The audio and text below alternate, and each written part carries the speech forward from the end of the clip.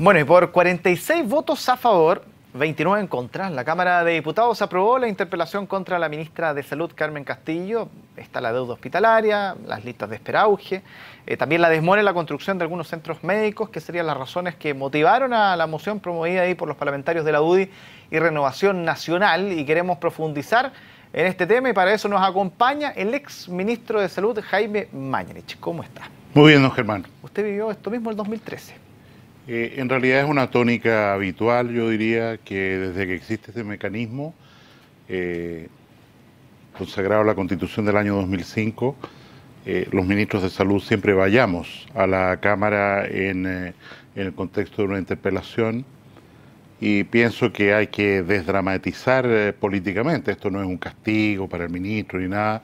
A veces se le da ese tenor o se le busca dar ese tenor, pero es un mecanismo completamente legítimo de la Cámara de Diputados para preguntarle a un ministro, a alguien que dirige una cartera, que tiene responsabilidad política sobre esa cartera, y en el caso particular de salud, que es tan enorme como ministerio, que se aclaren ciertos puntos que la oposición en ese rol no tiene clara. Y antes de entrar directo en esta materia, pero mirándolo ya, ha pasado el tiempo, ¿le encontró algún sentido a su interpelación en su minuto? Yo aprendí mucho y creo que fue un ejercicio interesante para repasar. Quiero recordar que el Ministerio de Salud tiene 2 subsecretarías, tiene instituciones dependientes como es FONASA, en la Superintendencia de Salud, Senabast, el Instituto de Salud Pública. Es una cartera enorme. A mí me dio la oportunidad durante las semanas que tuve que preparar esta visita, esta interrogatorio, digamos, en la Cámara, a revisar cada una de estas áreas con mucho detalle en sus problemas, en sus virtudes, en qué iba bien, qué iba mal, y en ese sentido para mí resultó una experiencia muy buena. Creo que desde el punto de vista político no ha ocurrido que las interpelaciones tengan consecuencias políticas malas, digamos, para los ministros que les toca. La ministra Castillo, si no calculo mal, sería la 4ª ministra del actual gobierno que es interpelada.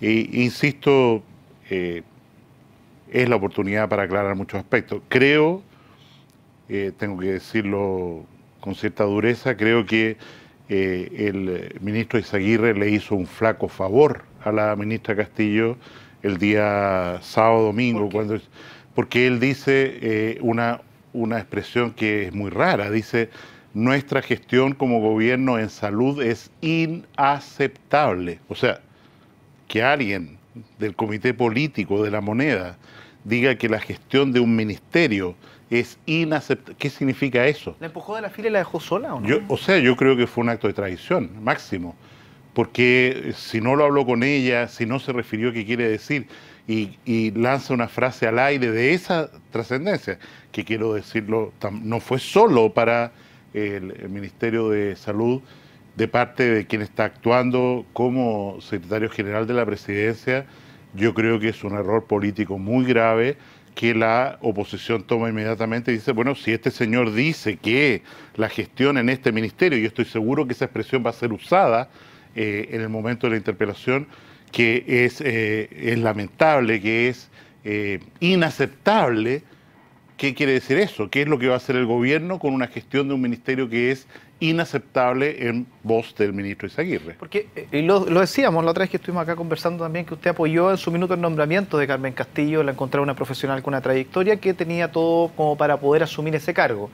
¿Se justifica que sea interpelada por listas de espera, por deuda hospitalaria, por construcción de hospitales en estos momentos con la situación que se está viviendo? ¿Se justifica? Yo creo que se justifica que se haga una pregunta en respuesta a la inquietud ciudadana al Ministerio de Salud de qué es lo que está ocurriendo, por qué las listas de espera, por qué la deuda está en la magnitud que está, más de 200.000 millones de pesos, por qué el calendario de construcción de hospitales cambia cada 15 días, qué es lo que puede esperar una comunidad que le dicen tu hospital va y después le dicen tu hospital no va y suma y sigue. Tenemos un malestar, yo hablo en realidad de un cabreamiento de los funcionarios de salud, dentistas, químicos, farmacéuticos, médicos. Pasan situaciones como la que ocurrió la semana pasada en el hospital de Buin, en que en una forma muy inapropiada un médico es es tomado preso por Carabineros cuando está en la mitad de su trabajo y sin justificación alguna. Yo creo que hay que reclamar eso a Carabineros como colegio médico y como corresponde, y como ministerio también. Pero en realidad también hay que reconocer que la ministra aquí está pagando platos rotos ajenos, porque el problema de la gestión del Ministerio de Salud está radicado en la Subsecretaría de Redes Asistenciales.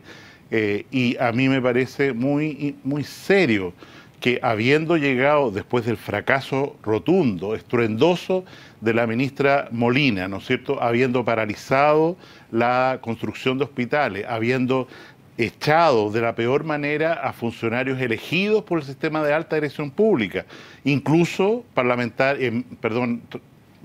profesionales de la propia concertación que trabajaron durante el gobierno Piñera. Por el solo hecho de haber trabajado el gobierno Piñera, todos para afuera, desmanteló la salud pública. Y en ese sentido yo creo que la ministra tendría que haber llegado con un equipo, ministra Castillo me refiero en este caso, con un equipo nuevo, y haber hecho cirugía mayor en la Subsecretaría de Redes Asistenciales, que es donde está el problema clave del Ministerio de Salud. Entonces, ¿cae en quién todo este problema? En la doctora Verdugo, subsecretaria de Redes Asistenciales, que en mi opinión debería haber dado un paso al costado hace mucho tiempo y que hoy día está complicando a su jefa por una mala gestión de ella. La semana pasada va a Maipú, están a punto de renunciar todos los anestesistas, y ella dice, no, en realidad no pasa nada, qué sé yo. Al otro día tienen que mandar a otra persona a negociar porque el no pasaba nada significa que se paralizaban todas las cirugías, le presentaron la renuncia. Solo por el hecho de que ella manejó mal la situación, la crisis del Hospital del Salvador, que se prolongó por más de 20 días, la deuda hospitalaria es una responsabilidad enteramente de ella. ¿Cómo se explica que la deuda hospitalaria se haya disparado de esa manera? En primer lugar... ¿Se disparó o es un problema que viene, que se desató a raíz de un problema que viene de antes? No, se disparó absolutamente fuera de control, y las razones son varias. En primer lugar, porque no se están comprando los insumos a través de Senabast, que compra a 1/10 del valor de mercado, y el director del hospital va a, en lugar de pedir con tiempo, ¿no es cierto?, a Senabast, quiero tantos miles de dosis de cualquier cosa, va a comprarlo a la esquina y le cuesta 10 veces más, y eso no está contemplado en el presupuesto. En segundo lugar, la transferencia masiva de recursos al sector privado y sobre todo a las sociedades profesionales médicas que trabajan en los mismos hospitales y que se les paga por un servicio que debería hacerse en horas contratadas, dineros mucho más altos o honorarios mucho más altos por hacer el mismo trabajo en horario de la tarde o en otro momento. Fuera de las 45 horas. En realidad todos reducen a 11 horas para formar estas sociedades, que fue una de las cosas que dijeron los anestesistas de Maipú. Bueno, si nos echan o nos vamos, formamos una sociedad de profesionales y nos tienen que pagar mucho más para trabajar las mismas cirugías que hoy día, o las anestesias que hoy día damos en el hospital de Maipú. Yo creo el tema de la sobrecontratación, vale decir, el presupuesto es un compromiso y uno dice, yo voy a contratar a estas personas, pero en realidad en el primer semestre ya la deuda hospitalaria es 40.000 millones de pesos sobre el presupuesto, porque se han contratado asesores, se han contratado operadores políticos en todas las reparticiones del ministerio, y eso se traduce en recursos públicos que se malgastan. ¿Pero qué podría haber detrás de esto cuando Michelle Bachelet fue presidenta el periodo anterior a Sebastián Piñera? Tuvo un equipo de salud que, con cosas buenas, cosas malas, usted lo tomó en su minuto, pero hubo una continuidad en algunos programas, otros no, se generaron problemas, en fin.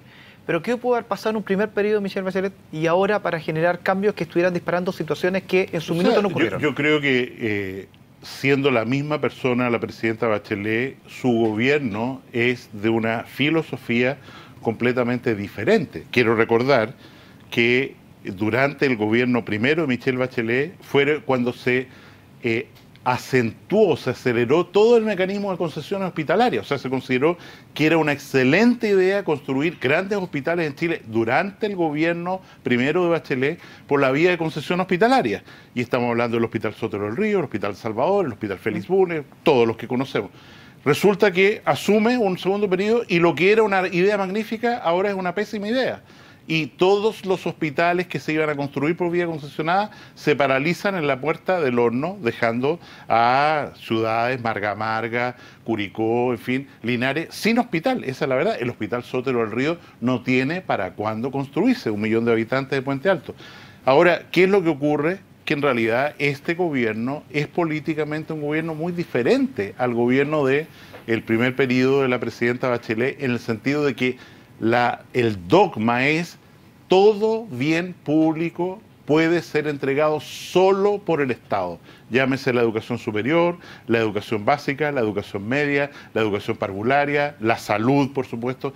Todo es legítimo solo en cuanto es entregado por el Estado. ¿Y puede ser que ese cambio ideológico entre el primer gobierno de Michelle Bachelet y el actual en el ámbito de salud haya llevado a que, por ejemplo, hoy día esta interpelación sea apoyado por parlamentarios de la democracia cristiana?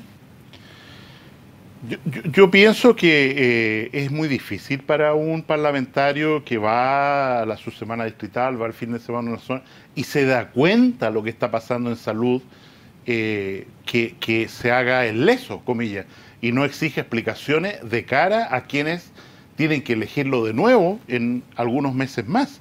¿Por qué? Porque estoy seguro, me consta, que uno de los temas más repetitivos que los parlamentarios enfrentan cuando van a sus regiones es: diputado, mire lo que está pasando con salud, mire lo que me pasa, que no me atienden, que el auge, que esto, que lo otro. Y en ese sentido yo creo que, independiente de los votos o la forma en que fue aprobada esta interpelación, el malestar, el cabreamiento de la ciudadanía, perdón que use un chilenismo en época de 18 de septiembre, el cabreamiento de los enfermos no da más, está precipitando una crisis política de graves consecuencias para el gobierno. Es un gobierno que hoy día tiene menos recursos, menos liderazgo, menos entusiasmo para poder enfrentar una demanda ciudadana que crece exorbitantemente cuando se trata de que no hay medicamentos, de que no está el especialista, de que no me dan la hora, de que el día que me iban a operar se canceló la operación porque pasó un problema con los anestesistas, porque había huelga, por esto, por lo otro. La ciudadanía ya no lo acepta y los parlamentarios son eco de esa inquietud de sus representados. Jaime Mañanich, muchísimas gracias por estar con nosotros. Que esté muy bien. Bien.